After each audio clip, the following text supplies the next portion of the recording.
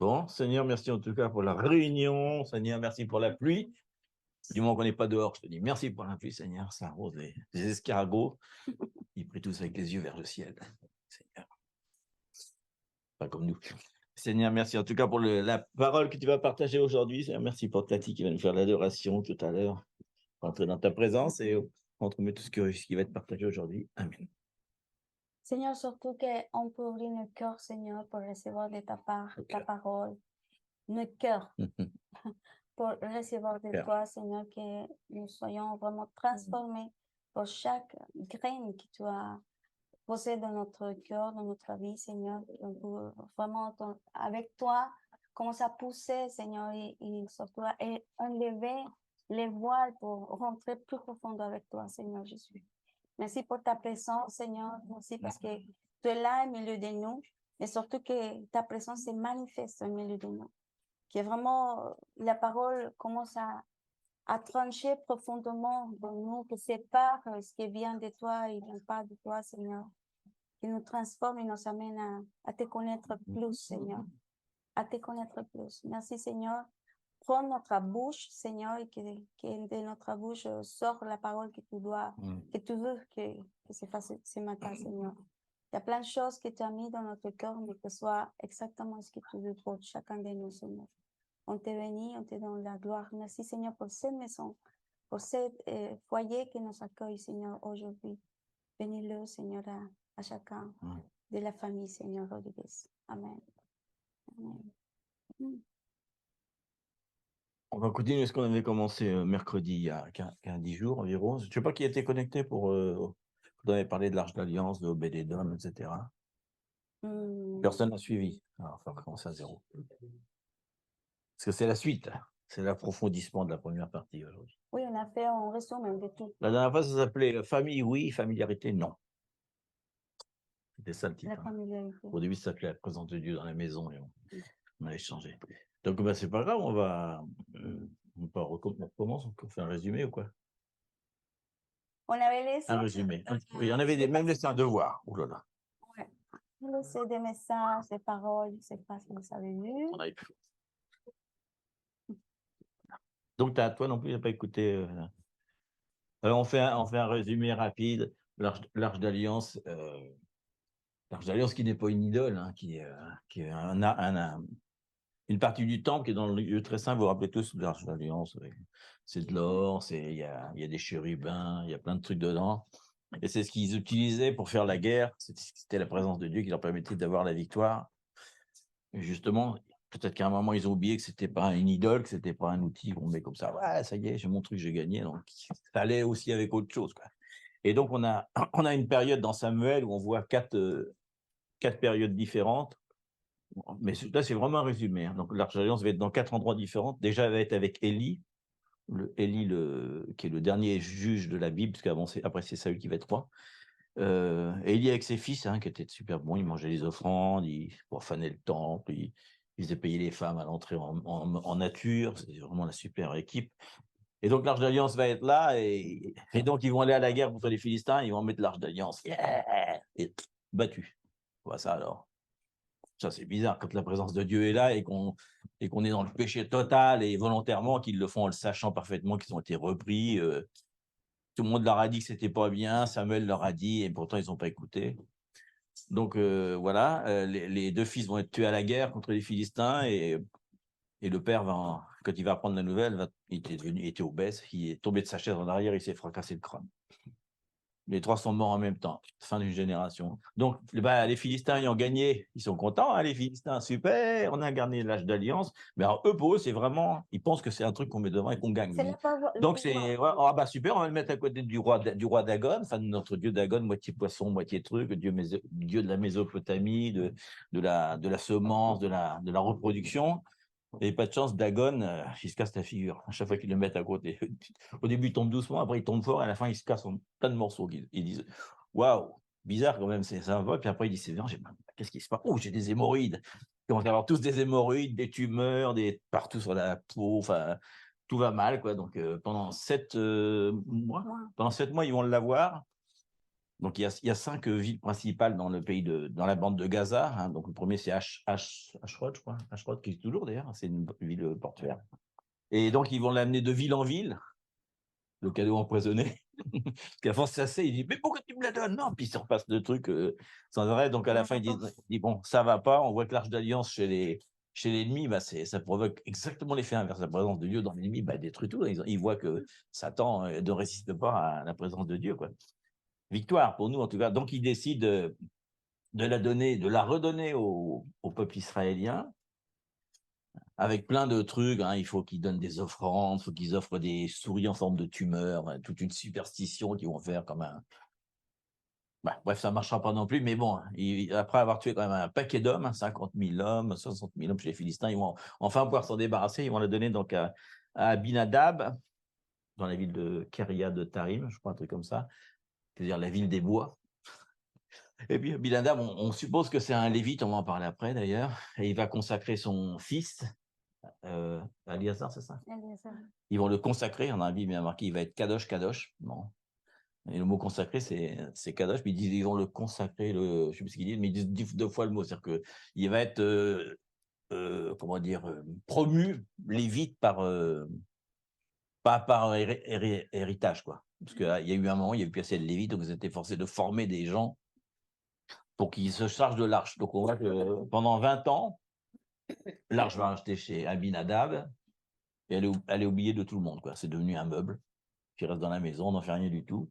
Il n'y a pas de bénédiction, il n'y a rien qui se passe, et Saül a oublié que l'arche existait. Donc, mais à cette époque-là, au début, quand il amène chez Abinadab, il y a un petit berger qui s'appelle David, qui a 17 ans, et qui, lui, commence à écrire des psaumes, d'ailleurs, en parlant de l'Arche d'Alliance, que lui sait, il sait qu'il y a l'Arche d'Alliance qui est là, et entre-temps, il va prendre Jérusalem, plus tard, et il va décider, Saül, ça suffit, maintenant, on va amener l'Arche d'Alliance où ça doit être, c'est-à-dire à Jérusalem, à Sion. Donc, il prépare tout ce qu'il faut, on va lire le texte, il prépare tout ce qu'il faut, enfin, ce qu'il pense qu'il faut, c'est-à-dire des adorateurs, des chanteurs, des gens qui viennent adorer, et puis, mais il sait pas, comme il dit, il a vu comment les Philistins ont fait, c'est-à-dire qu'eux, ils avaient amené sur un comment ça s'appelle, un chariot avec des bœufs, enfin, c'était des vaches, là, des vaches laitières. Bizarre. Donc, c'est pas vraiment ce qui est marqué dans la Bible, mais apparemment, il ne doit pas être au courant, donc il dit, je vais l'amener comme ça. C'est le résumé. Oui, c'est vraiment un résumé, on va revenir après. Donc, il le met sur un chariot neuf quand même, avec des bœufs super beaux, et puis il commence à danser, à chanter, etc., en pensant que la présence de Dieu, les adorations, ça suffit de l'adoration pour être béni, etc. Donc, ils vont avec les fils d'Éléazar, qui sont Uza et Iknosh, je crois, un truc comme ça. Je sais pas comment dire. Ouais, il y a un nom bizarre dans la Bible, on va le trouver d'ailleurs. Agio, un truc comme ça. Il a un nom très différent. Asgio, ouais. Asgio. Uza et les Agios, c'est-à-dire qu'il a payé des Agios. Il a payé des Agios pour qu'ils viennent. Et donc, il le transporte, et au même endroit que s'était passé pour les Philistins, parce qu'il ne faut pas oublier que ça fait 450 kilos, l'Arche d'Alliance, les bœufs, ça représente la force humaine, il y a une espèce de pierre, je ne sais pas quoi, et l'Arche d'Alliance va bouger, et ce cher Uza, pensant bien faire, va dire, mince, je vais des dieux, parce que son Arche d'Alliance va tomber. Et donc, il y a marqué exactement dans la Bible pour dire, hein, il est explosé. Il n'est pas tué, il est explosé. On ne trouve plus des morceaux partout. Il est explosé. Il pète en morceaux. Donc David fait oups. Mince. Il y a un truc que je n'ai pas compris. J'ai fait l'adoration, j'ai dansé dans la présence de Dieu, enfin, devant le meuble, parce qu'on a l'impression que c'est un meuble aussi pour lui. Et il dit carrément qu'il se fâcha contre l'Éternel. Il est fâché. Il dit, quoi? J'ai fait tout ce que je peux, et toi, tu es toujours pas content du tout. Mais en plus qu'il est fâché, il a peur. Donc, il est sur place, il dit, qu'est-ce que je fais? J'ai l'Arche d'Alliance sur les bras, je la retouche pas, surtout que je vais mourir moi aussi. Et il voit une maison, ah tiens, il y a un gentil qui habite par là, il s'appelle Obed-Edom, il doit être sympa ce gars-là. Donc, on va lui lécher l'Arche d'Alliance chez un gentil, quoi, hein, qui n'est pas lévite, il n'a rien à voir avec le peuple israélien, mais on pourrait dire ça, mais non. Pas le sacerdoce, en tout cas. Et quand il rentre chez lui, bien sûr, Obed-Edom a tout vu, il dit merci du cadeau. Génial. Il est à Gath, l'endroit où Goliath avait grandi. Et il lui laisse dans sa maison, lui et ses différents enfants, sa femme, etc. Parce qu'il ne sait pas quoi en faire. Parce que David, il retourne à Jérusalem avec la trouille, quoi. en sachant pas quoi faire. Et au bout de 3 mois, c'est un résumé, on va le lire tout de suite d'ailleurs. Hein. Au bout Mhm. de 3 mois, on voit, et d'un seul coup, je sais pas, la femme d'Obed-Édom devient super gentille, alors qu'elle n'était pas marrante. Je sais pas, j'improvise. Hein. Le blé commence à pousser. Qu'est-ce que c'est que ça? Les vaches commencent à avoir des bébés, les chèvres se reproduisent. Il y a un truc de fou dans la maison. Le vin coule à flot, le pain est meilleur, je sais pas. Bref, tout est, il dit qu'il est béni, lui, toute sa maison et tout ce qu'il possède. D'un seul coup, tout le monde voit ça. C'est tellement impressionnant que je me dis, c'est la même personne, il a les mêmes trucs, et lui, d'un seul coup, il a une bénédiction extraordinaire. Donc, c'est pas loin, Obed-Édom, d'où habite David. Donc, le mot va se répandre. Et David, qui entre-temps a dû un petit peu étudier la Bible, parce qu'on voit qu'il ne va plus faire la même technique pour ramener l'arche. Il a compris qu'il y avait quand même des barres sur l'arche. Tiens, à quoi ça sert? On se demande pourquoi ils ont mis des barres. Ouais. Bref, on va le dire tout de suite. Voilà. Donc voilà, la quatrième truc, donc on a vu que les Philistins, c'était les mauvais, ils ont l'arche d'alliance, ça les tue complètement. On voit que David veut faire les bonnes choses, ramener l'arche, mais pas de la bonne façon, ça marche pas non plus. C'est bien beau d'avoir des bonnes intentions, ouais, vieux, mais mauvaise manière, donc ça marche pas non plus. Et il y a que Obed-Édom, finalement, qui, on sait pas trop le secret, on va y venir justement, qui lui va prospérer, va être carrément béni par la présence de Dieu dans sa maison. On le lit? Le texte ou pas?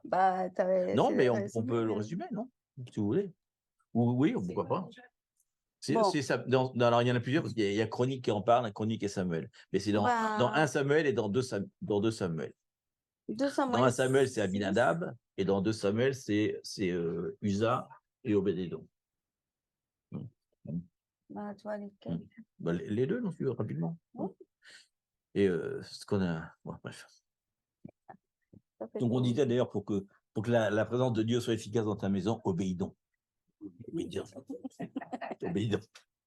C'est bon, se rappeler. Dis donc, il faut. Obéis-donc. Obéis-donc, ça marche. Génial. 1 Samuel 7, de 1 à 2. 1, 7, 1 à 2, là c'est pour Éléazar. Les gens de Kirjat Jéarim vinrent et firent monter l'arche de l'Éternel.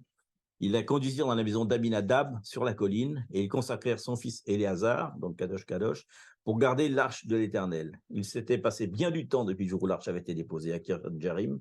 20 années s'étaient écoulées. Alors toute la maison d'Israël poussa des gémissements vers l'Éternel. Là, il y a tout un truc. Ils ont envie que quand même ça redevienne normal. C'est là que Saül va changer un petit peu. Alors là, entre-temps, Saül est mort quand même. 2 Samuel 6,15. Voilà. Donc il dit, David rassembla alors encore toute l'élite d'Israël au nombre de 30 000 hommes. Et David, avec tout le peuple qui était auprès de lui, se mit en marche depuis Baal et Juda pour faire monter de là l'arche de Dieu, devant laquelle est invoqué le nom de l'Éternel des armées, qui réside entre les chérubins au-dessus de l'arche. Ils mirent sur un char neuf l'arche de Dieu et l'emportèrent de la maison d'Abinadab sur la colline. Uza et Arjo, fils d'Abinadab, conduisaient le char neuf. Ils l'emportèrent donc de la maison d'Abinadab sur la colline. Uza marchait à côté de l'arche de Dieu, et Arjo allait devant l'arche. David et toute la maison d'Israël jouaient devant l'Éternel de toutes sortes d'instruments de bois, de cyprès, des harpes, des luttes, des tambourins, des sistres et des cymbales. Lorsqu'il fut arrivé à l'ère de Nakon, Uza étendit la main vers l'arche de Dieu et la saisit parce que les bœufs la faisaient pencher. La colère de l'Éternel s'enflamma contre Uza, et Dieu le frappa sur place à cause de sa faute. Uza mourut là, près de l'arche de Dieu. David fut irrité de ce que l'Éternel avait frappé Uza d'un tel châtiment. Et ce lieu a été appelé jusqu'à ce jour Péretz Uza, la brèche de Uza. David eut peur de l'Éternel en ce jour-là, et il dit, comment l'arche de l'Éternel entrera-t-elle chez moi? Il ne voulut pas retirer l'arche de l'Éternel chez lui, dans la cité de David, et il la fit conduire dans la maison d'Obed-Édom de Gath. L'arche de l'Éternel resta 3 mois dans la maison d'Obed-Édom de Gath, et l'Éternel bénit Obed-Édom et toute sa maison. On vint dire au roi David, l'Éternel a béni la maison d'Obed-Édom et tout ce qui est à lui, à cause de l'arche de Dieu. Et David se mit en route, et il fit monter l'arche de Dieu depuis la maison d'Obed-Édom jusqu'à la cité de David, au milieu des réjouissances. Quand ceux qui portaient l'arche de l'Éternel eurent fait 6 pas, on sacrifiait un bœuf et un veau gras. Il y a 21 km entre les deux, ça fait avec 450 kilos sur le dos. Ça a dû prendre un petit peu de temps. David dansait de toute sa force devant l'Éternel, et il était ceint d'un éphod de lin. David et toute la maison d'Israël firent monter l'arche de l'Éternel avec des cris de joie au son des trompettes. Voilà. Ça devait être beau. Hein. Mais j'imagine, je me disais, mais quand même 21 km, si tous les 6 pas, tu sacrifies un bœuf, 450 kilos sur le dos, avec 4 personnes, 100 kilos chacun. Je ne sais pas, bon, c'est une semaine, je ne sais pas. Ouais. 6 fois, ça fait 3. Oui, ça devait être Mais ça devait être quelque chose quand même, les gens, je ne sais pas s'ils ne disent pas s'ils dormaient la nuit, s'ils seraient juste en permanence, je sais pas. Mais bon, ça devait être quelque chose quand même. Est-ce que c'est intéressant de voir comment les deux maisons, en fait, Abinadab,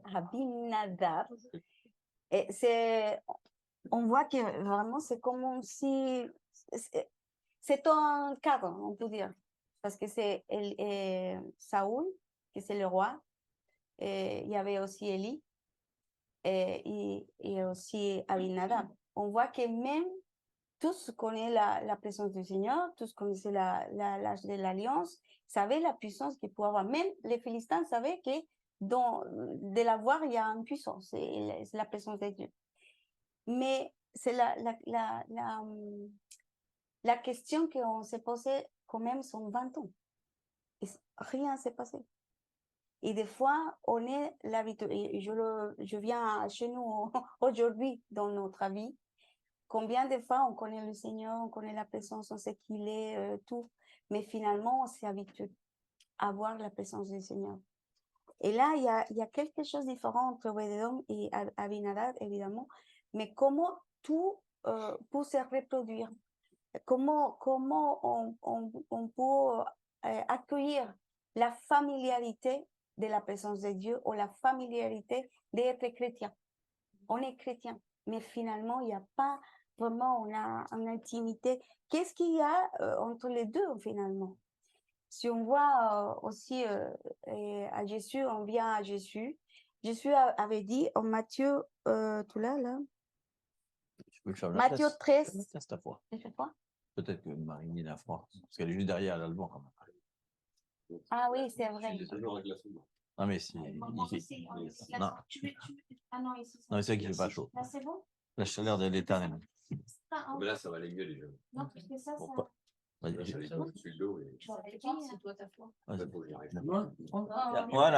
Tu l'avais chauffé. Voilà. Bon, Jessica, on coupe. Jessica, il faut couper. Là. Merci. Et la familiarité nous amène à l'incrédulité. Et ça, c'est dangereux. Et la désobéissance aussi. Et l'incrédulité, évidemment, nous amène à la désobéissance. C'est pour ça qu'on avait dit famille, oui, familiarité, non. La famille d'Obed, c'est autre chose. Hein. Ouais. Et si on vient à Matthieu 13, 53 à 58, c'est Jésus qui le dit. On attend souvent ces phrases et c'est pas vrai. Si on le voit bien, parce que finalement, c'est comme ce qu'on dit. Des fois, on attend des paroles, des mots, des phrases, et on répète, mais on ne vient pas à la parole. Qu'est-ce que ça veut dire finalement?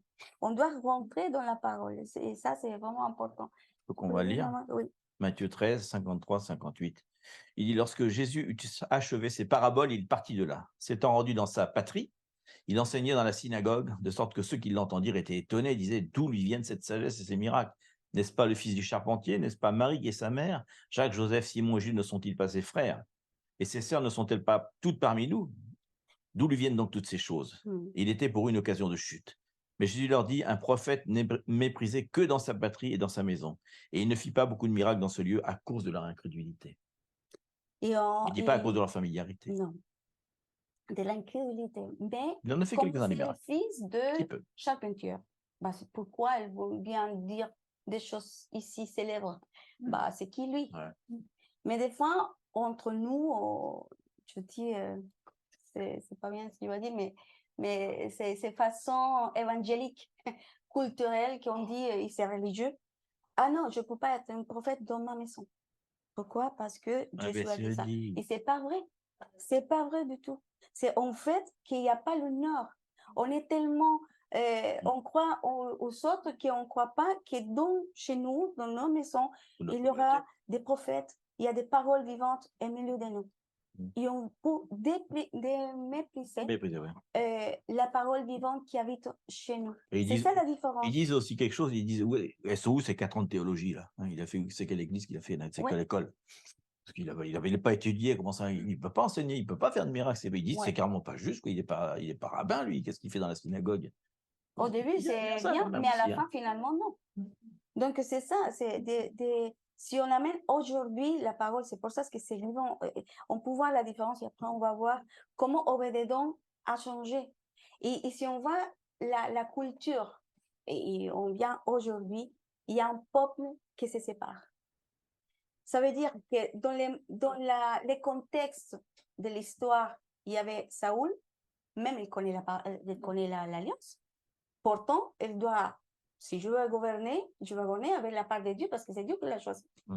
Mais pour lui, non, c'est lui. Il l'a oublié. Et il a oublié la présence du Seigneur. Donc, c'est une première chose. Deuxième chose, finalement, Saoul, elle n'est pas obéissant. Elle obéit à ce c'est sa façon. Et Élie, ce n'est pas le bon sacerdoce non plus, parce qu'elle n'est pas vraiment élevée les enfants comme il faut, même pas... Malgré que Dieu lui a dit. Et oui, plusieurs fois. Donc, on vient encore l'obéissance. Donc, on voit pourtant comment Dieu, dans la parole depuis au début, Genèse jusqu'à la fin, elle continue à nous dire obéir, obéir, obéir. Et quand on parle d'obéir, c'est pas pour obéir, parce qu'il sait, Dieu sait que la bénédiction, Dieu va nous le donner, mais comment on est tort, finalement. On est têtu, pardon. On est têtu tout le temps, on dit, bah non, la rébellion tout le temps va sortir. Et on va venir à comment bah je suis chrétien, c'est bon, je marche avec la salut, je la peur de pas. Et non, c'est pas vrai, c'est de vivre la présence du Seigneur.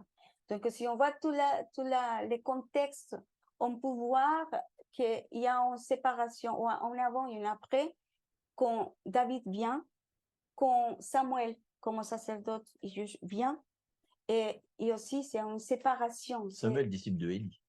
Oui, bien sûr. Rentre un mouvement différent, on peut dire. Il y a un mouvement différent. On parle aussi de la première fois que s'élève vraiment une école des prophètes, par exemple. C'est la première fois. La première fois, il y a un changement de sacerdote parce que normalement, on venait toujours d'Élie et de Lévi, pardon. Et en ce moment, vient de Benjamin. Et là, dans l'histoire, c'est intéressant qu'on voit que Benjamin, c'est le dernier fils de Jacob. Et là, si on revient au contexte aujourd'hui, on va parler de ça, mais moi, je le dis, oui, non, mais... parce que dans Benjamin, aujourd'hui, c'est la dernière génération. C'est la dernière génération. C'est le dernier fils de Jacob. Si on parle de toutes les nations, c'est comme si le Seigneur nous disait aujourd'hui, cette génération qui doit prendre une décision, une séparation, de ne pas vivre dans la familiarité de Dieu, de la présence de Dieu, c'est de faire vraiment une différence. Comment est-ce qu'on lève le Seigneur? Est-ce que la parole vraiment on a la crainte du Seigneur avec la parole? On est habitué à écouter, à savoir ce que Dieu... Ah oui, je connais la phrase. C'est ce qu'on dit. C'est Matthieu, c'est clair. On dit, on répète. Ah oui, parce que je ne suis pas prophète dans ma maison. En tout cas, je peux quoi dire ça si jamais m'entends mes enfants? On attend ça plus sûr. Oh, pourquoi je parle à l'église? C'est mieux d'inviter quelqu'un à l'extérieur pour que finalement les gens écoutent ce qu'il va dire, que je viens de parler tout le temps, les pasteurs. Toi. Et vous voyez, donc on se dit, c'est pas vrai. C'est pas vrai. Et là, c'est la culture de l'honneur. Déjà, l'honneur d'avoir les gens qui sont appelés par Dieu, en assemblée, dans la maison, chez nous, chaque foyer, il y a un papa, une maman, et il y a des enfants. Et là, c'est pour ça qu'on va voir Obédédom après. Mais là aussi, on peut parler de que vie d'Adam et tous ces contextes, on peut parler aujourd'hui aussi d'Israël. C'est Israël. Pourquoi? Parce qu'Israël connaît la parole, connaît tout, mais finalement, ils ne sont pas obéissants. Donc, on voit une ligne vraiment séparée. Donc, on vient à Obédédom. En fait, là, on a 4 points qui sont super importants. Ce que tu disais. Déjà, on voit que Samuel, qui est le disciple d'Élie, va faire la même chose avec ses enfants. Ah oui, il y a un... Comme quoi, un ministère pour avoir ses enfants qui se perdent et ses enfants, les enfants de ceux qui ont été dans ce ministère vont se perdre aussi. Donc, on voit qu'il y a un avertissement par rapport à ça quand même. Mais ce qui est terrible, c'est qu'on voit que les enfants, ils vont mourir, les enfants d'Élie vont mourir. Les enfants de Samuel vont mourir. Saül aussi, il va mourir avec ses enfants. Il y a un de ses enfants s'appelle Abinadab, c'est marrant comme coïncidence. Donc, on voit que les 3 générations vont mourir à la guerre, carrément, les 3. C'est impressionnant quand même. Pas David, hein, mais les autres vont tous mourir à la guerre. Et on voit aussi qu'il y a un truc, c'est ce qu'elle disait tout à l'heure, c'est marqué dans la parole, tout ce qui est dans la parole est important, sinon il ne le dirait pas. Il y a marqué que quand il meurt à la guerre, pour Élie, ses enfants, il y a, où ils sont foudroyés même, je ne sais plus, où ils meurent à la guerre, peu importe, mais il y a quelqu'un qui vient d'annoncer au roi, qui est assis sur sa chaise, et ils disent un enfant de la tribu de Benjamin. Pourquoi il précise ça? Pourquoi il ne dit pas quelqu'un vient lui dire? Non, il dit de Benjamin pour dire un enfant, vraiment de la tribu de Benjamin, qui est la nouvelle génération. C'est-à-dire qu'il dit que la nouvelle génération et les enfants de la nouvelle génération même vont venir dire à la religiosité, comme Dagon. Hein, c'est marrant parce qu'il aurait pu mourir d'un infarctus, mais non, il tombe. En fait, il tombe comme Dagon, sauf que lui, il tombe à l'envers. Et l'autre, il est tombé sur le visage. Mais on voit qu'il y a une chute de quelque chose, comme il dit, de la nouvelle génération va venir dire tes enfants sont morts, maintenant, toi, tu meurs aussi.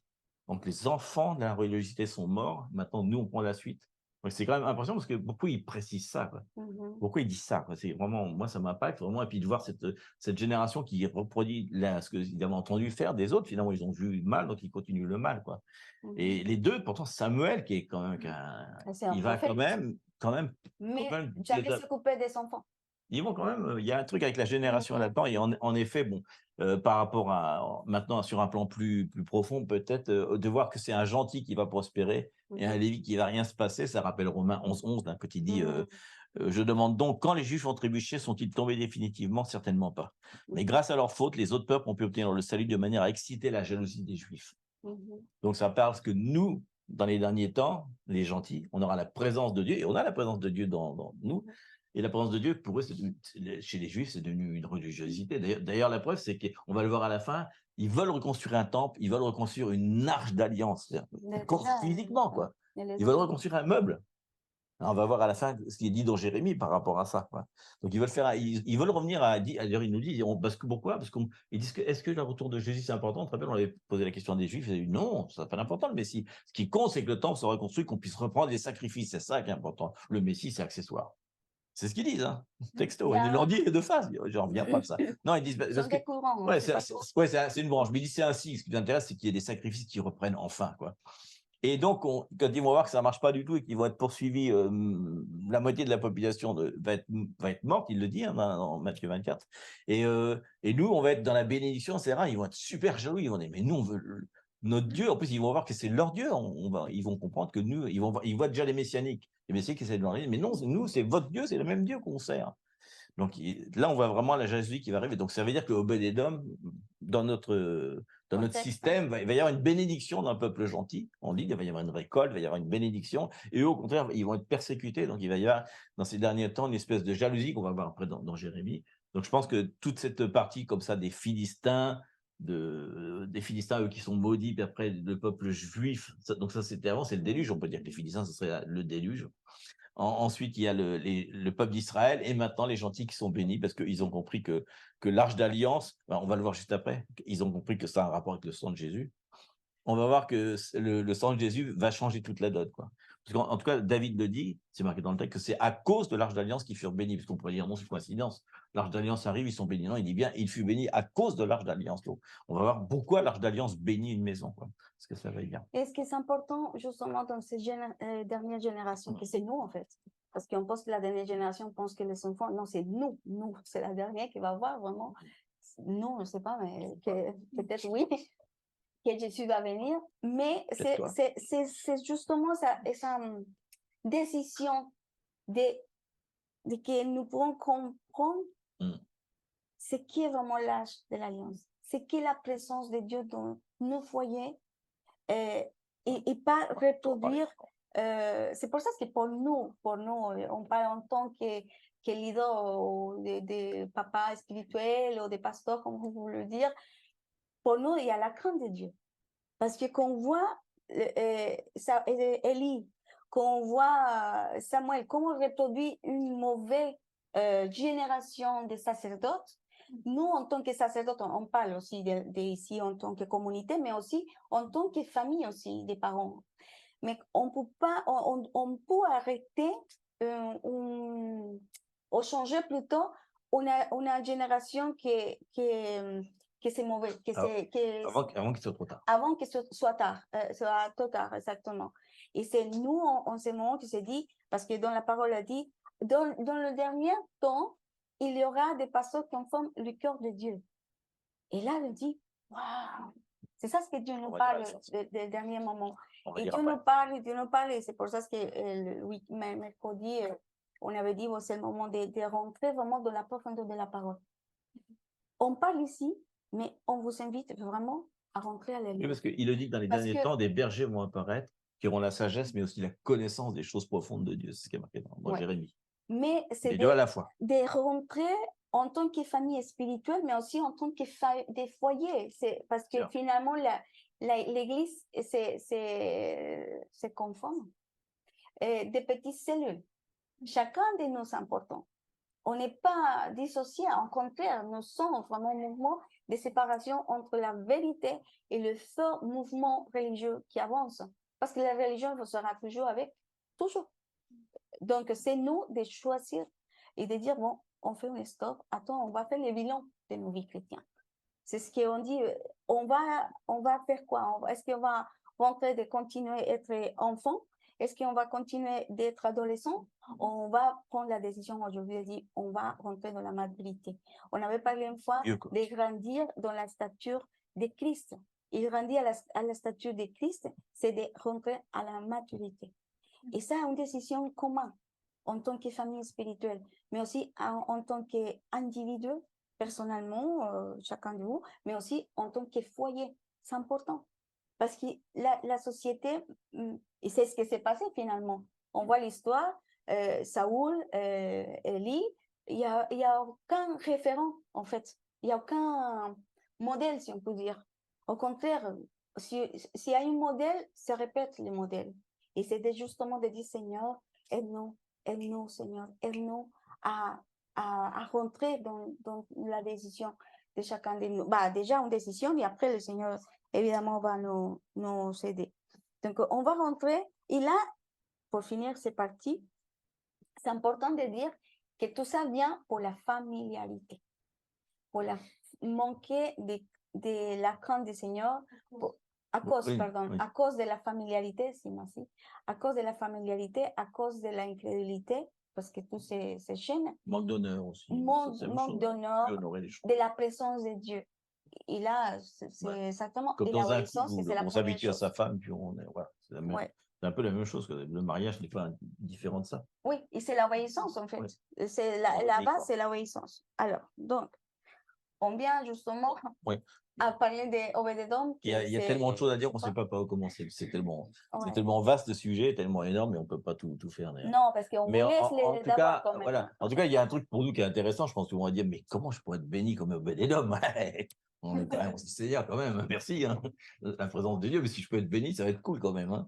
Donc, on voit alors plusieurs trucs. L'Arche d'Alliance, on va voir la conception déjà qu'ils ont, et vous savez que c'est toujours l'ombre des choses à venir, donc là, là c'est facile. Déjà, on sait qu'il y a deux arches. Vous connaissez qu'il y a une autre arche dans la Bible, il y a l'arche de Noé et l'arche d'Alliance. Et c'est pas séparé, on va effleurer le sujet parce qu'on pourrait aller très très loin. Mais l'arche d'Alliance, on voit que déjà, c'est l'image de Jésus, vous savez qu'il est fait en acacia. Donc, c'est un bois imputrescible, mais très lourd, par contre, c'est dur à porter. Mais oui, c'est un bois qui peut rester 500 ans dans de l'eau sans être pourri, quoi. Donc, c'est un arbre qu'il faut mettre loin des maisons, il dit, parce qu'il est très envahissant. C'est un arbre qui est vraiment très, très fort. Donc, ça représente du bois et il est recouvert d'or, hein, complètement d'or. Donc, on voit bien sûr que on sait que le bois, ça représente l'homme, les œuvres de l'homme, exactement. Enfin, mais enfin, ça représente l'homme et l'or, ça représente la divinité, enfin la gloire. Quoi. Donc, on voit qu'il dit que l'arche d'alliance, Jésus, lui, ça représente Jésus, en fait. Il est 100% homme, 100% Dieu. Quoi. Et on pourrait aller plus loin, puisqu'il dit aussi que quand on voit ce qu'il y a à l'intérieur de l'arche d'alliance, vous savez ce qu'il y a dans l'arche d'alliance ou pas? Non. La manne, il dit c'est un bol de manne, exactement. Oui. Et les 10 commandements. Donc, bien sûr, on voit, il dit, je suis le pain de vie, je suis la manne de vos ancêtres, encore mieux, il dit, je suis l'amandier aussi, c'est la bénédiction, l'autorité, et puis les 10 commandements, je suis la loi, l'accomplissement de la loi. En fait, c'est bien, on voit, c'est vachement fort, il a l'autorité pour accomplir la loi et être le pain de vie de tout le monde. On a plein de choses comme ça. On voit aussi qu'il y a le propitiatoire, l'endroit où on peut déverser le sang une fois par an dans le lieu très saint. On peut le faire tous les jours, maintenant c'est cool. Et ils avaient bien précisé qu'il fallait qu'il y ait 2 anges qui soient dirigés la tête vers le bas et les ailes vers le haut. Donc on voit que quand on répand le sang le sang sur l'arche d'alliance, on voit que du haut des cieux, Dieu regarde et il est d'accord avec ça, quoi. Donc, c'est un peu comme si nous, on avait l'arche d'alliance en permanence, qu'on est toujours sous le sang de Jésus et en permanence, les anges sont en position de protection et Dieu regarde qu'on est bien sous l'alliance et on est sous cette protection. Donc, il y a plein de choses. Hein. Mais bref, que ça soit l'image de Jésus, c'est sûr. Hein. Et bien sûr, après, à la fin, il va déchirer le voile pour qu'on puisse être en permanence. Et comme par hasard, pas par hasard, l'arche d'alliance disparaît vraiment physiquement. Il permet qu'elle soit prise. On ne sait pas par qui elle est prise et où elle est, parce qu'il y a plein d'hypothèses. Mais en tout cas, il permet qu'elle n'existe plus, de manière qu'on arrête de fixer nos yeux sur un meuble, quoi, qu'on arrête de dire non, l'Arche d'Alliance, maintenant, on est le temple du Saint-Esprit. Donc, s'il y a un temple, l'Arche d'Alliance, elle est à l'intérieur de nous. Le sang est répandu à l'intérieur de notre cœur et Dieu regarde par-dessus ça. Il est d'accord avec ça. On est sous cette protection, de cette bénédiction. En fait, on est Obed-Édom, d'ailleurs. C'est exactement ça. Obed-Édom. Oui, Obed-Édom. Donc, on voit ça. Donc, il voit le sang. Donc, on voit aussi, il y a une autre chose, c'est que David, quand il est jeune, il sait que l'Arche d'Alliance est à Kirjat Jearim, qui veut dire la ville de la forêt, ville du bois, la ville de la forêt. Donc, où est-ce qu'est l'Arche d'Alliance? Elle est au milieu de la forêt, au milieu du bois, au milieu des hommes, quoi. Où était Jésus? Au milieu des hommes. L'Arche d'Alliance était déjà au milieu de la forêt, c'est nous, quoi. Donc, c'est à nous, parce qu'il donne des noms, et quand les noms sont si précis que ça, tu dis, ouais, qu'est-ce qu'il veut dire par là, quoi. Donc, il était parmi les gens. Et l'Arche de Noé, bon, c'est différent, c'est fait avec du cyprès, d'après ce qu'il dit, gopher tree, donc. Ça serait du cyprès, qui est un arbre aussi imputrescible, mais pas aussi imputrescible, mais c'est quand même plus facile à travailler sur des parce que là, c'est travailler de l'acacia sur un bateau de 20 000 m², non, de 9 000 m², ça va être très difficile, donc ils ont pris le cyprès. Mais ce qui est marrant, c'est qu'ils disent, il fut recouvert de pois, POX, hein, ou donc de bitume, ou comment on appelle ça, bitume, bref, un truc qui ressemble à du goudron, d'époque en tout cas. Et le mot qu'il utilisait, c'est le mot, il dit, est recouvert de cafard, avec un K. Hein. Cafard. Pas des cafards. Avec cafard. C'est pas Capharnaüm, c'est Capharnoé, d'ailleurs. C'est Capharnoé. Et cafard, et le mot cafard, ça veut dire couvrir, mais ça veut dire aussi purger, expier et réconcilier. Wow. Réconciliation. Cafard, c'est le même mot. Hein. Il a 4 significations. Couvrir quelque chose, bien sûr, mais aussi purger d'un péché, réconcilier, faire une alliance. Donc, on voit qu'il recouvre de bois quelque chose il recouvre l'homme, finalement, de quelque chose qui va le protéger. Et on sait que l'Arche d'Alliance n'a qu'une seule porte aussi pour rentrer. Le seul chemin vers le salut, c'est une porte, il n'y en a pas deux. Et même s'il rentre dans la porte, il dit que c'est Dieu qui ferme à la porte derrière. Donc, ouais, ils ne peuvent même pas dire c'est nous quand on fait ça. Non seulement il a donné une seule porte pour qu'il soit sauvé, dans un truc d'expiation, mais en plus, il dit je ferme la porte derrière vous et je vous sauve. C'est moi qui termine l'œuvre à la fin. Évidemment, à la fin, au millénaire, c'est comme s'il fermait la porte de l'Arche de Noé où on sera de nouveau sauvé, quoi. Il y a quand même beaucoup de choses. Et puis toujours ce bois, bon, on va pas y aller parce qu'il y a tellement, on pourrait citer je suis la porte, si quelqu'un rentre par cette porte, etc. Bon, il les enferme, voilà. Il nous apprend à faire confiance pour nous. C'est comme si l'Arche de Noé, c'était le premier prototype avant Israël, en tout cas, déjà d'une alliance, quoi. Après, bon, toute l'humanité est détruite, donc on part à zéro, son peuple arrive, Israël. Là, il y a l'Arche de l'Alliance, les gentils arrivent, il y a une autre Arche d'Alliance qui arrive, c'est Jésus. Jésus lui-même qui arrive, je suis l'Alliance, il dit je suis l'Alliance, je suis l'accomplissement de la loi, je vous ai donné l'autorité, je suis la manne de vos pères. Mais il leur dit tout ça, et t'imagines pour les disciples qui sont israélites, bien sûr, ils doivent complètement changer leur. Je pense le même processus qu'ils vivent, c'est ce que vivent les Juifs messianiques. Quand ils témoignent à un juif, comment leur faire comprendre que c'est l'image des choses. Déjà, il faudrait qu'ils aient lu Paul, or ils ne lisent pas le Nouveau Testament, donc ils ne pourraient pas comprendre. Puis c'est un principe qu'ils ne comprennent pas, parce qu'ils voient tout littéral et religieusement très, très fort. La culture est tellement, t'imagines, quand tu es élevé depuis que tu as 7 jours, que tu as la circoncision et qu'après on t'oblige à apprendre la Torah par cœur, la réciter matin et soir, il y a vraiment un lavage de cerveau quelque part. Hein. Tu vois, les enfants, ils sont vraiment. Comment tu peux les faire changer? C'est comme si tu arraches une main à quelqu'un, tu lui arraches un truc, il dit mais tu m'enlèves ma substance à moi, tu me détruis, quoi, carrément. Ils ont l'impression, alors qu'on veut les compléter. Et la réaction est tellement. C'est pas comme s'il y avait des fois, quand on est confronté dans une prédication, c'est facile, c'est un petit truc. Ah oui, c'est vrai, il faut que je change. Mais eux, tu leur dis, mais il faut tout changer. Ah la vache, faut que je renonce tout, mes parents vont me renier, ma famille va me renier, mon pays, Israël, va me rejeter. Enfin non, c'est énorme, quoi. Donc j'imagine le truc. Donc on peut imaginer la même chose avec Obed-Édom. quand il va recevoir l'Arche d'Alliance d'un seul coup, lui, il vit aussi quand même là-bas, quoi. Malgré qu'il soit gentil, ça va être un changement de paradigme, surtout qu'il a vu la mort d'Usa, il a vu le roi David, il connaît l'histoire de tout ça, donc ça va être un truc. Mais malgré tout, il va être béni. Donc, quel est le secret? C'est quel le secret? Le secret, ben, c'est son nom déjà, Obed-Edom. Obed, ça veut dire serviteur. Et puis Edom, vous savez que ça veut dire. Edom, ben, c'est un lieu, hein, voilà. C'est un lieu, et donc, je prends ici, Edom, ça veut dire rouge, en hébreu, rouge, comme Adam, qui veut dire Adam, ça veut dire rouge aussi. Hein. Bon, la terre. Parce que ça vient de la terre rouge, en fait, ça vient de Dam, qui est la terre, non, de Dam, qui est rouge, Adam, qui veut dire la terre rouge, qui vient de Edom, donc il est le serviteur, en fait, du sang. C'est ça que ça veut dire, Obed-Edom, c'est-à-dire serviteur du sang. Donc, bien sûr, serviteur du sang, ça tombe bien, parce qu'il a l'Arche d'Alliance chez lui. C'est génial, il est serviteur du sang, quoi, c'est faux. Donc, on voit que alors on pourrait dire tout ce que le sang de Jésus dit dans la Bible, c'est tellement fort. On peut lire quelques-uns. On peut en lire quelques-uns, oui. Il est dit déjà que sans le sang versé de Jésus, il n'y a pas de rémission des péchés. Mais c'est quel Hébreux 9, 22. C'est vraiment, on voit que cet enseignement-là vient vraiment par rapport. En plus, ça vient aussi. Pourquoi on dit ça? Parce que ça vient aussi par rapport à la croix. Qu'est-ce qui était fait en bois? Ben, la croix aussi.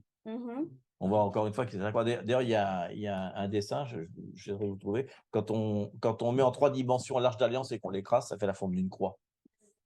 De la même manière que quand le tabernacle, on projette de la lumière, ça fait une croix sur le sol. Il y a vraiment l'image de la croix. Et il y a quelqu'un qui disait être fils de charpentier, mourir sur du bois, c'est un peu du con, la grève. Mais c'est un peu ça, c'est vrai quand même. Le bois était dans toute sa vie, finalement. On voit que donc, sans le sang versé de Jésus, il n'y a pas de rémission des péchés. Il dit dans Romains 5 et Hébreux 13, on est justifié et sanctifié par le sang seul. Il n'y a pas d'autre moyen par lequel on peut être sauvé. Il dit que Hébreux 10, 22 dit c'est à cause de son sang qu'on peut se rapprocher de Dieu. C'est fort, hein?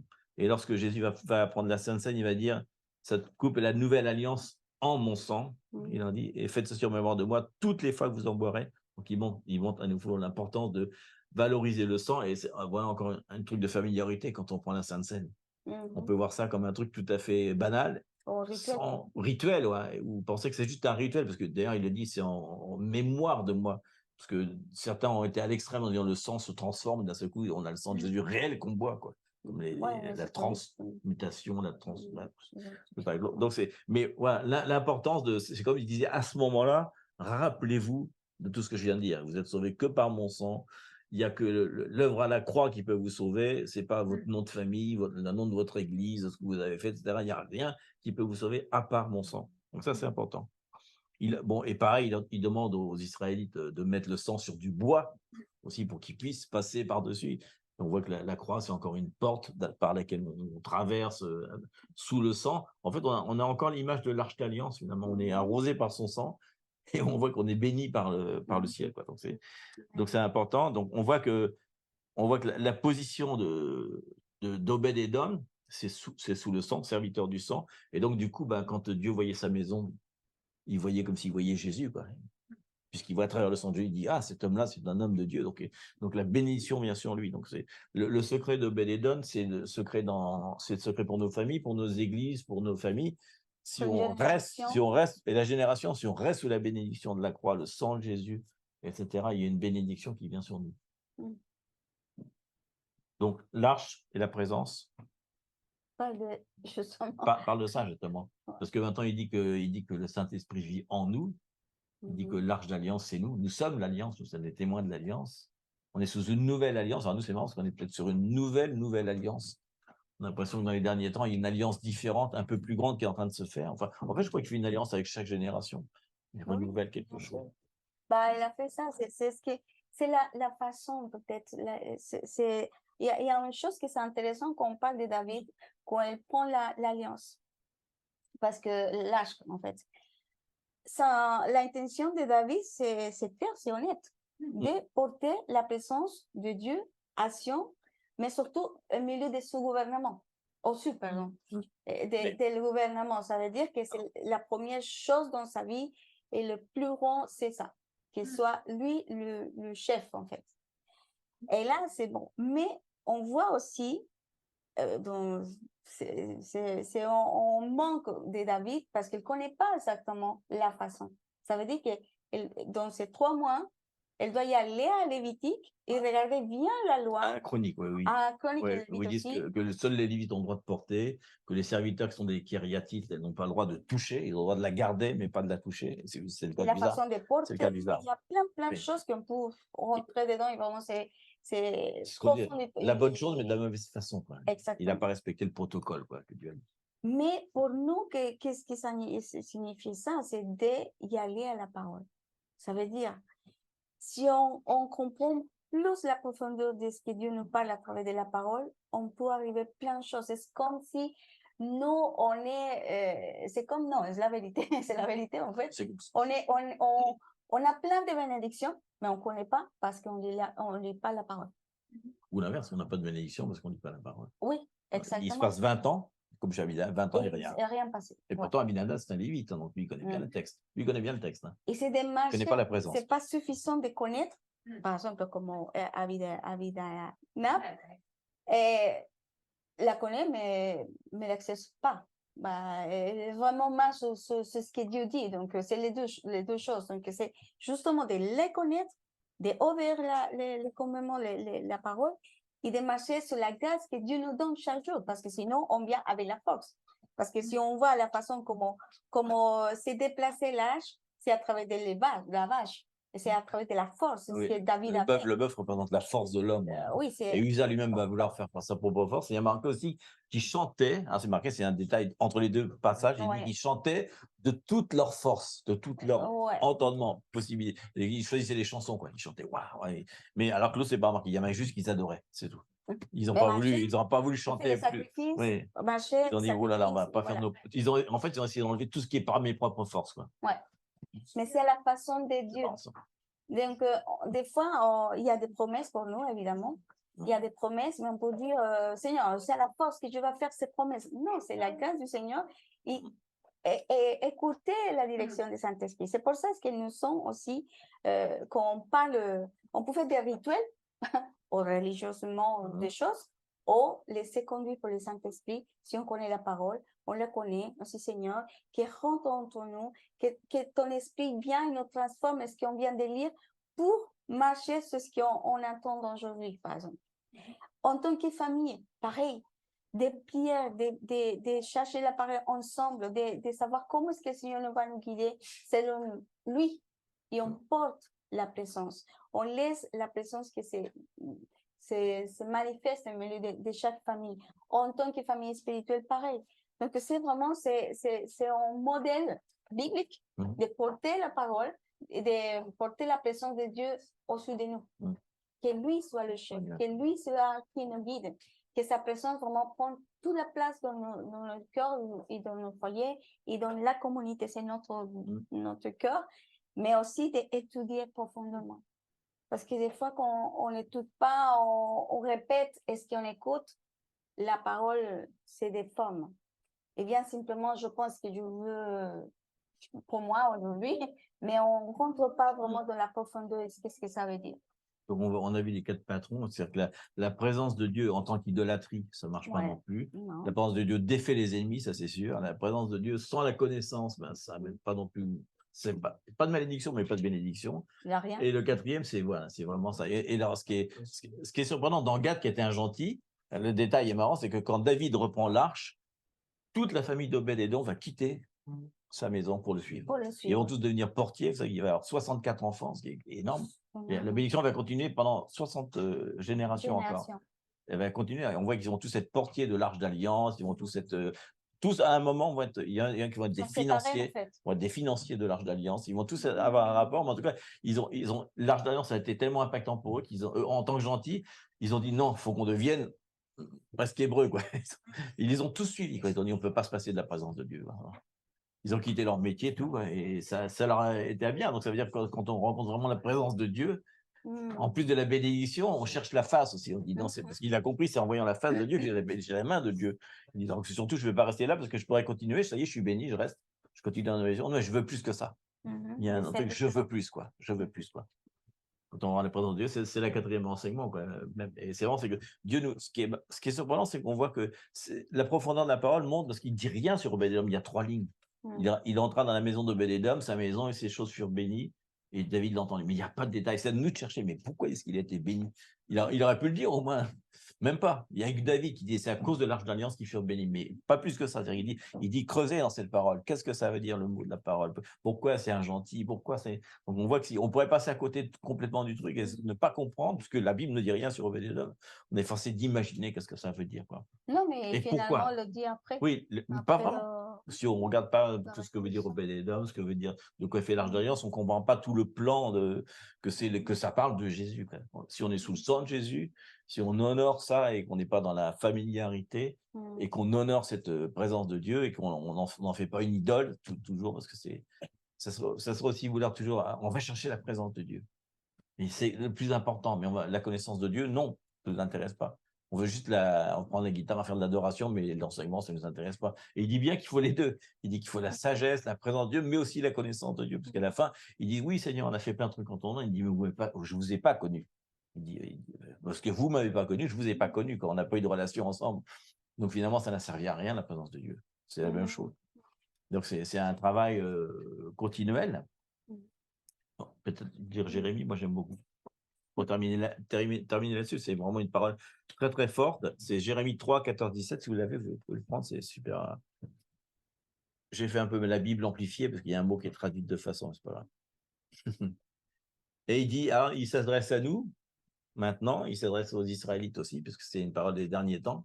Et on est dans les derniers temps, donc on se dit, ce qu'on dit la dernière fois, dans les derniers temps, il nous faut des enseignements qui parlent des derniers temps, ça tombe bien. J'ai remarqué qu'il y avait un linteau aussi, c'est marrant, j'ai jamais vu ça. C'est génial, on est sous le linteau de...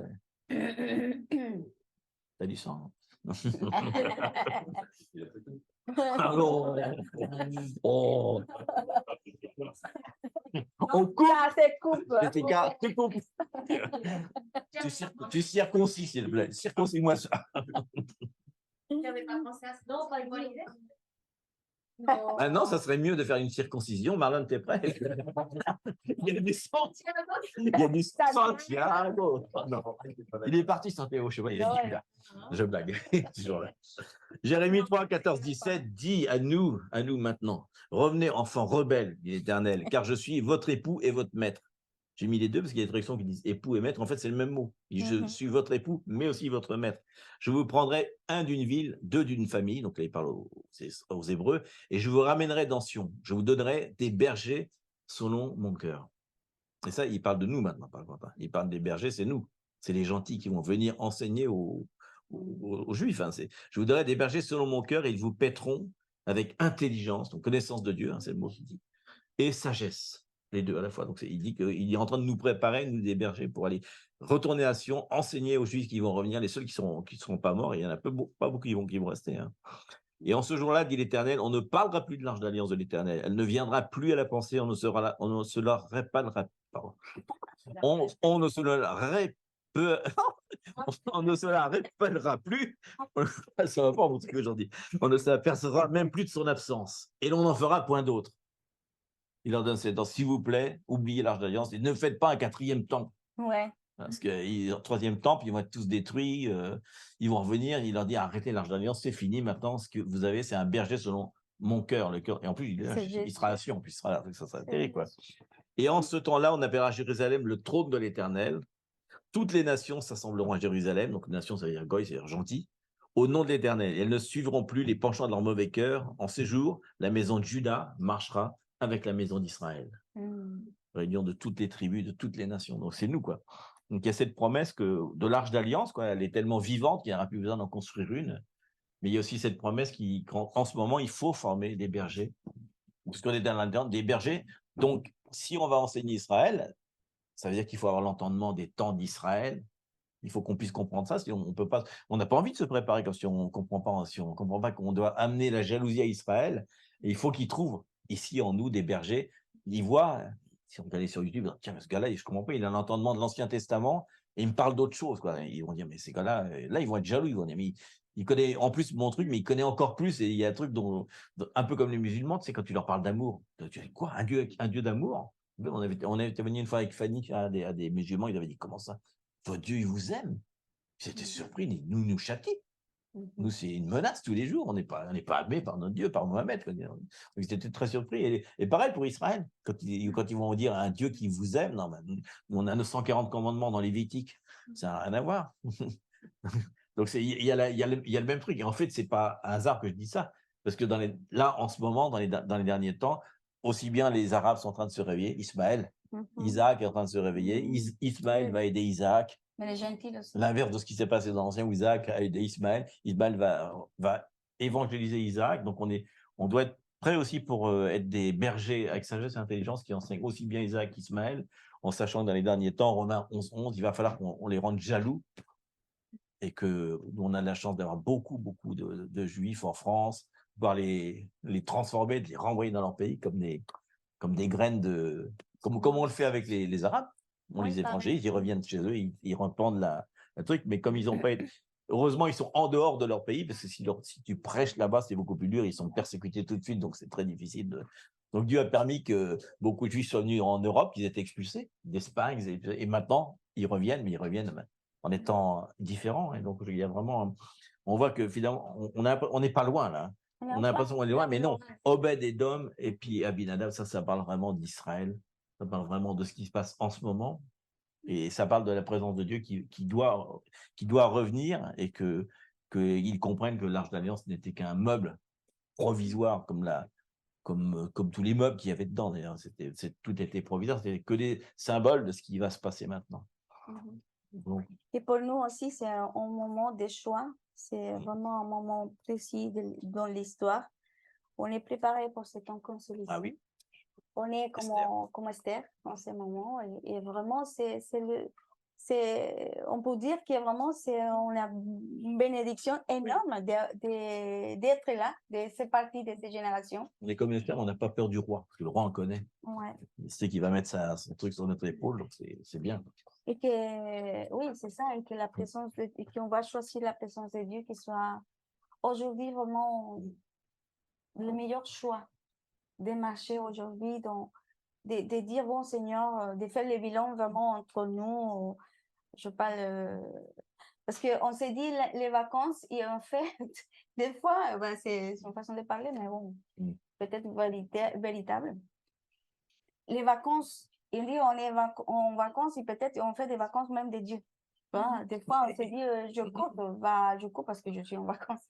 Mais c'est le moment précis, justement, parce qu'on parle des vacances, et on peut dire, les vacances, générales, je parle du monde entier, il y a des moments de silence qui on dit, bon Seigneur, il y a quelque chose se passe. C'est d'être vraiment attentif et focalisé sur ce que l'Esprit de Dieu est en train de faire au milieu de nous. On peut pas, en ce moment, on peut pas s'arrêter, on peut pas avoir des vacances avec Dieu. Je parle. Avec Dieu, non, ça veut dire que, justement, d'être l'état d'Obed-Edom, de rester toujours dans la présence de Dieu, de savoir que c'est tous les jours, même si on est en vacances, même si on travaille, partout, elle est là. L'arche est en permanence dans la maison. Elle est en nous, elle habite en nous. Et de ne pas avoir sa familiarité, sinon vraiment de penser à lui tous les jours, que Dieu soit présent au milieu de toute la journée, de tous les jours de nos vies. Oui, parce qu'il y a quelque chose que l'ennemi ne peut nous distraire, et c'est normal, parce qu'elle fait bien son travail, mais nous aussi, que la présence de Dieu soit vraiment fixée en nous. Et c'est ça notre cœur, ensemble, d'étudier la parole, d'y aller plus loin, d'avoir vraiment, comment dire, oui, de s'engager avec lui. Avec lui, c'est ça. C'est intéressant de savoir que si on a la présence de Dieu en nous, les dagons, ils sont en nous, les idoles, c'est cool. Ils ne peuvent pas être en même temps. Il faut laisser s'écouler les idoles qui sont en nous. Il n'y a qu'avec la présence de Dieu qu'on peut faire ça. Seulement la présence. Si on le laisse entrer, on lutte tous contre des idoles, contre des problèmes dans nos vies, mais finalement, la solution à tout ça, c'est le sang de Jésus, c'est la présence de Dieu, c'est la seule chose qui peut changer tout. Il n'y a pas de... On ne peut pas faire autre chose. Et on va prier vraiment, et on va... Je dis avec le Seigneur notre désir, Mais c'est vraiment tellement personnel, mais que l'Esprit de Dieu, je prie vraiment ce matin, que l'Esprit de Dieu nous parle à chacun de nous, à chaque famille, Seigneur. Merci, Seigneur, parce que tu as choisi que nous soyons la dernière génération. Ah oui, Seigneur. Que les voiles, vraiment, se déchirent de nous. Tout ce qui est, c'est lourd, tout ce qu'on a fait avec notre propre force, et que finalement vient comme un rituel. On fait des choses sans comprendre, mais que vient la compréhension et la révélation de ton esprit pour ta parole, pour tout ce qu'on avait parlé aujourd'hui. Mais surtout, Seigneur, que tu nous amènes et aller plus loin avec toi. Tu dis dans ta parole que tu mets en nous le vouloir comme le faire, Seigneur. Que vient sa grâce, même si on le sait que la grâce est toujours avec nous, qu'on peut avoir sa compréhension à travers de la grâce, que c'est tous les jours, elle est prête pour nous, il nous aide à y aller plus loin. Dans notre faiblesse, dit la parole, c'est toi que tu glorifies, Seigneur. On est faible, Seigneur. On est plein de choses dans nos vies, Seigneur, on n'est pas fort, on n'est rien, comme on avait dit une fois, Seigneur. On n'a rien, mais on a tout, que c'est toi. C'est toi, Jésus. En toi, on peut trouver absolument toute notre bénédiction, tout ce qu'il fallait, on peut se trouver en toi, Jésus. Que soit toi, Seigneur, la première dans nos vies, dans nos maisons, dans nos communautés, tout ce que nous faisons, Seigneur, te glorifier, Seigneur. C'est notre désir ce matin, Seigneur. Au nom de Jésus, Seigneur. Fais ton travail, on travaille profondément. Seulement c'est toi qui peux nous montrer vraiment ce qu'est les idoles qu'on a. Seulement c'est toi qui peux faire que notre cœur bien humble. C'est toi, Seigneur, le seul Saint-Esprit qui peut venir toucher profondément notre cœur et de nous convaincre. On peut parler et donner la parole et tout, mais c'est toi, Saint-Esprit, finalement. On s'appuie en toi, Seigneur. On fait confiance à ton leadership, à ton guide, Seigneur. Parce que c'est toi qui vas nous guider, c'est toi qui vas nous conduire, Seigneur. Mais on a notre oui, Seigneur, ce matin. Le oui d'y aller plus loin, Seigneur. Seigneur, on accueille ta présence dans cette maison, Seigneur, maintenant, Seigneur. Alors qu'on est réunis sous ce linteau, Seigneur, symboliquement, Seigneur, on accueille ta présence dans cette maison. Le sang de Jésus, Seigneur, qui nous couvre tous, Seigneur. Fais ton œuvre aujourd'hui, Seigneur, dans nos vies, Seigneur. On veut reconnaître, Seigneur, ta présence, ta seigneurie, Seigneur, dans nos vies, Seigneur. Que ce n'est pas par nos propres forces qu'on peut être sauvé, Seigneur, mais qu'on est déjà dans cette arche, Seigneur. Même si on est dans les temps de Noé, comme tu l'as dit, Seigneur, tu as préparé une nouvelle arche, Seigneur. Pour nous sauver, c'est toi, Seigneur. Ta présence, Seigneur. Ta présence qui se manifeste maintenant, Seigneur, parmi nous, Seigneur. Oui, on veut vraiment chercher ta face, Seigneur. Merci pour tes mains, mais aujourd'hui, on veut chercher ta face, Seigneur. Et toutes les autres choses sont données en plus, Seigneur, comme tu l'as dit, que premièrement, on cherche ton royaume, Seigneur, et ta face, Seigneur, et le reste viendra par-dessus, Seigneur. Merci de nous avoir choisi d'avance, justifié, Seigneur, glorifié, Seigneur. Merci d'avoir tout prévu pour nos vies, Seigneur. Et on déclare, Seigneur, que toutes les paroles que tu as déclarées sur nos vies vont s'accomplir, Seigneur, en leur temps, Seigneur, si on leur laisse l'espace, Seigneur. Alors, ouvre nos cœurs, Seigneur. Ouvre notre entendement, Seigneur. Donne-nous la sagesse, Seigneur, pour pouvoir connaître, Seigneur, tes voies, Seigneur, pour connaître tes sentiers, Seigneur. Tu dis, je suis le seul chemin, Seigneur. Alors, aide-nous à aller dans ce chemin qui est seul, Seigneur, qu'on puisse vraiment marcher avec toi dans la vérité, Seigneur, dans l'obéissance, Seigneur. Et transforme en nous tout ce qui doit être transformé, Seigneur. Transforme notre caractère, Seigneur. Transforme notre façon d'être, Seigneur, afin qu'on soit vraiment ton image, Seigneur. Et que l'ombre qu'on projette, Seigneur, soit ton ombre à toi, Seigneur.